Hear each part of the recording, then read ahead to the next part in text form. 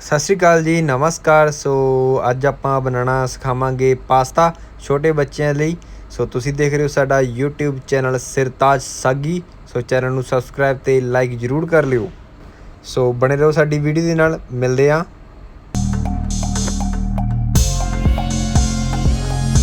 ਅੱਜ ਆਪਾਂ ਪਾਸਤਾ ਬਣਾਵਾਂਗੇ ਛੋਟੇ ਬੱਚਿਆਂ ਲਈ।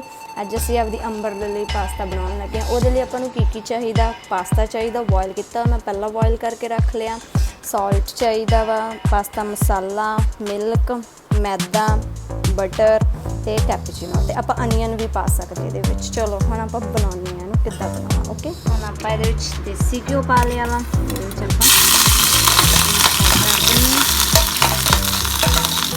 ਇਹਨੂੰ ਲੋ ਫਲੇਮ ਤੇ ਹਲਕਾ ਜਿਹਾ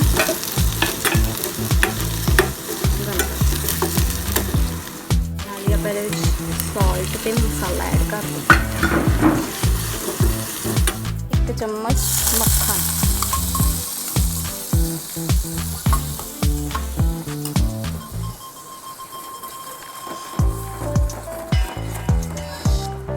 ਮੱਖਣ ਪਾ ਕੇ ਫਿਰ ਆਪਾਂ ਨੇ 1 ਚਮਚ ਮੈਦਾ ਐਡ ਕਰਨਾ ਤੇ ਆਪਾਂ ਇਹਨੂੰ ਫਟਾਫਟ ਹਿਲਾਉਣਾ ਵਾ। ਇਹਦੇ ਵਿੱਚ ਲੰਮਸ ਨਹੀਂ ਬਣਨੇ ਚਾਹੀਦੇ, ਮਤਲਬ ਗੰਢਾਂ ਨਹੀਂ ਬਣਨੀਆਂ ਚਾਹੀਦੀਆਂ। ਫਿਰ ਹੌਲੀ ਹੌਲੀ ਮਿਲਕ ਐਡ ਕਰਨਾ ਇਹਦੇ ਵਿੱਚ ਆਪਾਂ ਨੇ।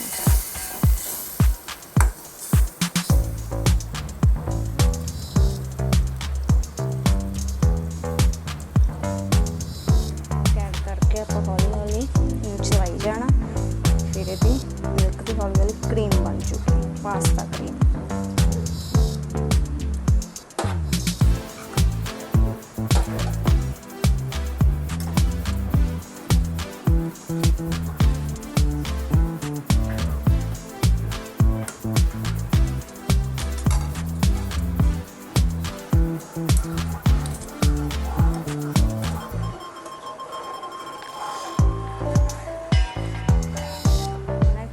ਬਣ ਗਈ ਪਾਸਤੇ ਦੀ। ਇਹਦੇ ਵਿੱਚ ਆਪਾਂ ਨੇ ਐਡ ਕਰ ਦੇਣਾ ਸ਼ਿਮਲਾ ਮਿਰਚ।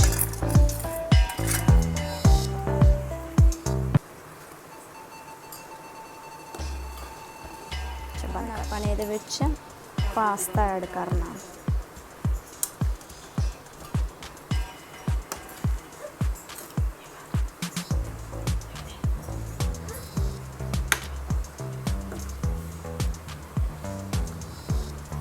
ਚਲੋ ਰੈਡੀ।